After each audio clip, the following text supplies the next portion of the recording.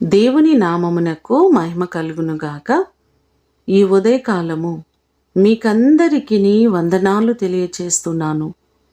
ఈ దినము మిమ్ములను బలపరచు దేవుని మాట. మీకు యెహోవా ఆశీర్వాదము కలుగునుగాక. మొదటి సమూయేలు గ్రంథము 23వ అధ్యాయము 21వ వచనం. మన దేవుడు మనలను ఆశీర్వదించేవారు, ఘనమైన స్థితిని అనుగ్రహించేవారు. బైబిల్ గ్రంథంలో ఎంతోమంది భక్తులను దేవుడు ఆశీర్వదించినట్లుగా మనము చూడగలం. ద్వితీయోపదేశకాండము 7వ అధ్యాయము 14వ వచనంలో చూస్తే, సమస్త జనముల కంటే ఎక్కువగా నీవు ఆశీర్వదించబడదువు అనే మాటలు మనకు కనబడుతున్నాయి. మీరు చేస్తున్న ప్రతి పనిని దేవుడు తప్పకుండా ఆశీర్వదించేవారు, వర్ధిల్లతను కలుగు చేసేవారు.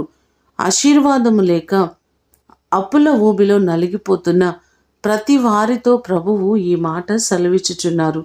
దేవుని ఆశీర్వాదము మీ కుటుంబంలో నిలవరంగా ఉండాలని ప్రభువు ఆశ కలిగి ఉన్నారు.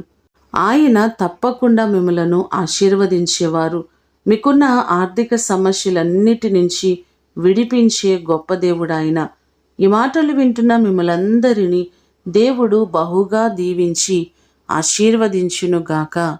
ప్రార్థన చేసుకుందాం.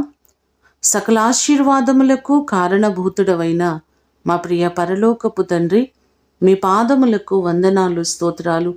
మీరు ప్రతి వారిని ఆశీర్వదించే దేవుడవు, ప్రతి వ్యక్తిని ఘనమైన స్థితిలో నిలబెట్టే దేవుడవు నీవే ప్రభువా. మా ప్రియులెల్లరినీ జ్ఞాపకం చేసుకోండి. ఎవరు ఏ కొదువలతో ఆర్థికపరమైన ఇబ్బందుల్లో నలిగిపోతున్నారో వారందరినీ మీరు ఆశీర్వదించి, మీరు లేవనెత్తి ప్రతి వారిని సమృద్ధితో మీరు నింపండి. వారిని, వారి కుటుంబాలను దీవించి వారికున్న ప్రతి కొదువలు, కొరతలు తీర్చండి. వారి చేతుల కష్టార్జితమును దీవించండి. వారు చేసిన ఉద్యోగాలు దీవెన పొందాలి. వారి కష్టార్జితము దీవించబడాలి. వారు చేస్తున్న వ్యాపారములన్నీ కూడా అభివృద్ధి కలిగి ఉండాలి. ప్రభువా, ప్రతి వారిని నిశ్చయముగా మీరు ఆశీర్వదించమని యేసు అతి ఘనమైన నామమున అడిగి వేడుకొని పొందియున్నాము తండ్రి. ఆమేన్. దేవుడు మిమ్ములను దీవించునుగాక.